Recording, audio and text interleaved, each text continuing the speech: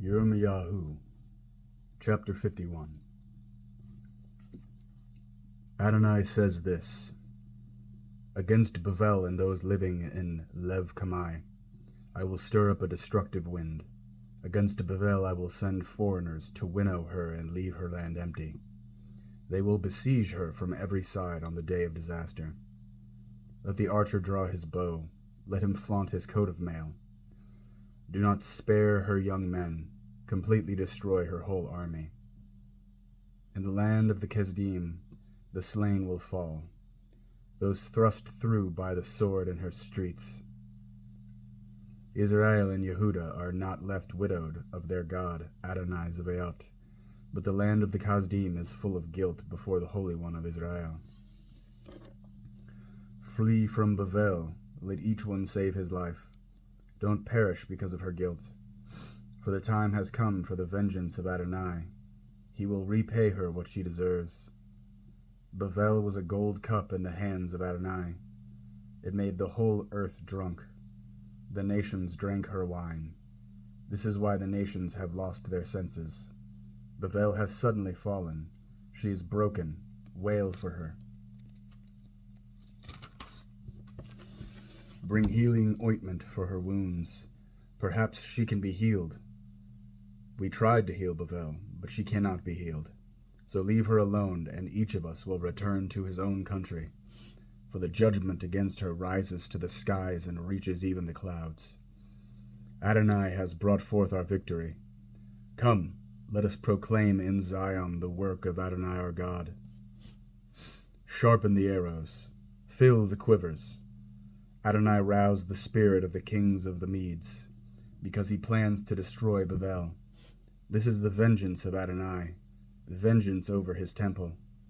Raise a standard against all the walls of Bavel. Strengthen the guard, post the sentries, prepare ambushes, for Adonai has both planned and accomplished what he promised to do to those living in Bavel. You who live near plenty of water, so rich in treasure, your end has come. Your time for being cut off. Adonai Zebaot has sworn by himself, I will fill you with men as numerous as grasshoppers. They will raise over you a shout of triumph. He made the earth by his power, established the world by his wisdom, spread out the sky by his understanding. When he thunders, the waters in heaven roar. He raises clouds from the ends of the earth. He makes the lightning flash in the rain, and brings the wind out from his storehouses. At this, everyone is proved stupid, ignorant, every goldsmith put to shame by his idol. The figures he casts are a fraud. There is no breath in them. They are nothing, ridiculous objects. When the day for their punishment comes, they will perish. Yechav's portion is not like these, for he is the one who formed all things, including the tribe he claims as his heritage. Adonai Zebaot is his name. Bavel, you are my war club and weapons of war. With you I shatter nations. With you I destroy kingdoms. With you I shatter horses and their riders. With you I shatter chariots and their drivers. With you I shatter husbands and wives. With you I shatter old and young. With you I shatter young men and virgins. With you I shatter shepherds and their flocks. With you I shatter farmers and their teams. With you I shatter governors and deputies. But I will repay Bavel and all living in the land of the Kesdim for all the evil they did in Zion, says Adonai, before your eyes, Yehuda. I am against you, destructive mountain, destroying all the earth, says Adonai. I will stretch out my hand against you, to send you tumbling down from the crags, and make you a burned-out mountain. No one will make cornerstones or foundation stones from you again, but you will be desolate forever, says Adonai. Raise up a banner in the land, blow the shofar among the nations, prepare the nations for war against her, summon kingdoms against her, Ararat, Mini, and Ashkenaz.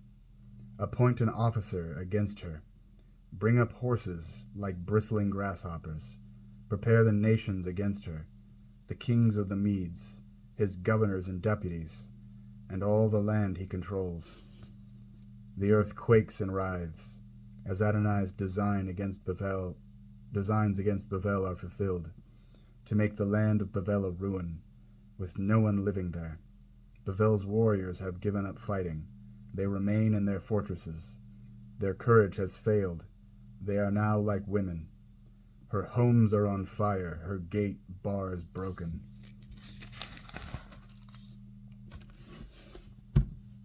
One runner meets to another, messenger to meet messenger, to report to the king of Bavel that every part of his city is taken, the fords have been occupied, and the swamp thickets set on fire, while the warriors are seized with panic. For here is what Adonai Zebaoth, the God of Israel, says: The daughter of Bavel is like a threshing floor at treading time. Just a little while longer, and the time for harvesting her will come. Nebuchadnezzar, king of Bavel, has devoured me, crushed me. He left me like an empty pot. Like a monster, he swallowed me whole. With my delicacies he stuffed his belly. Then he rinsed me out. But one who lives in Zion will say, May my torn flesh be avenged on Bavel. And Jerusalem will say, May my blood be avenged on the Kasdim. Therefore here is what Adonai says: I will plead your cause. I will take vengeance for you. I will dry up her river and make her sources dry. Bavel will become a heap of ruins, a place for jackals to live, an object of horror and hissing, with no one living there. Together they roar like young lions, growl like lion cubs. When they are hot with desire, I will prepare them a drink. I will make them so drunk, they will have convulsions, sleep forever and never wake up, says Adonai. I will drag them down like lambs to be slaughtered, like rams and male goats. Sheshach has been captured, the pride of the whole earth seized. Bavel has become an object of horror throughout the nations. The sea has flooded Bavel, overwhelmed her with its raging waves. Her cities have become desolate, parched, arid land, a land where no one lives. Nobody even passes through. I will punish Bel in Bavel, and make him disgorge what he swallowed. The nations will no longer flow to him. Bavel's wall will fall. Get out of her, my people. Each one save yourself from Adonai's furious anger. Don't be faint-hearted, don't be afraid of the rumors spreading abroad in the land. 1 year, one rumor comes, the next year another one. Rumors of violence in the land and rulers fighting rulers. Therefore, listen. The days are coming when I will pass judgment on Bavel's idols. Her whole land will be put to shame, as all her slain fall on home soil. Then heaven and earth and all that is in them will sing for joy over Bavel. For the plunderers from the north are coming to her, says Adonai. Just as Bavel caused the slain of Israel to fall, so at Bavel will fall the slain of all the land. You who escaped the sword, go, don't stand still. Remember Adonai from afar. Let Jerusalem come into your minds. The reproaches we have heard have put us to shame. Disgrace covers our faces, because foreigners have entered the sanctuaries of Adonai's house. Therefore, says Adonai, the days are coming when I will pass judgment on her idols, and the wounded will groan throughout her land, even if Bavel scales the heavens or reinforces her lofty stronghold. Plunderers will come to her. From me, says Adonai. An agonized cry is heard from Bavel, a great destruction in the land of the Kasdim, for Adonai is plundering Bavel and silencing her noisy din. Their waves roar like the raging ocean, their clamor sounds and resounds. Yes, the plunderer has fallen upon her, fallen on Bavel. Her warriors are captured, their bows are broken, for Adonai is a God of retribution.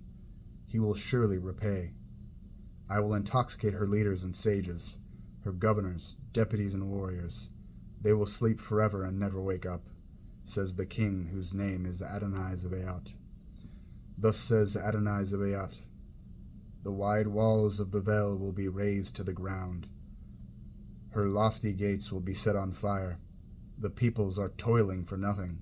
The nation's labor goes up in flames, and everyone is exhausted.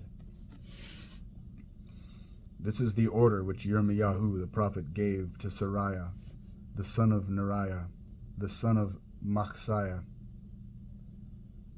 when he went to Bavel with Zidkiyahu the king of Yehuda in the 4th year of his reign. Seraiah was quartermaster. Yirmeyahu had written on a separate scroll all the above words describing the disaster that was to befall Bavel. Yirmeyahu said to Seraiah, "See to it, when you arrive in Bavel, you read all these words aloud. Then say, Adonai, you have promised to destroy this place, that no one will live here, neither human nor animal, but that it will be desolate forever. When you finish reading this scroll, tie a rock to it, throw it into the middle of the Euphrates, and say, like this, Bavel will sink, never to rise again, because of the disaster I am bringing on her, and they will grow weary." Up to here, these have been the words of Yirmeyahu.